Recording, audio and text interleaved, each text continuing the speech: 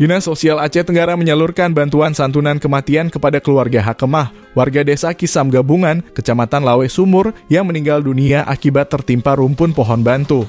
Kepala Dinsos Aceh Tenggara, Bahagiawati, mengatakan pasca kejadian yang menimpa warganya pada Minggu 27 Agustus, pihaknya langsung melakukan pendataan dan mengurus administrasi kepada keluarga korban.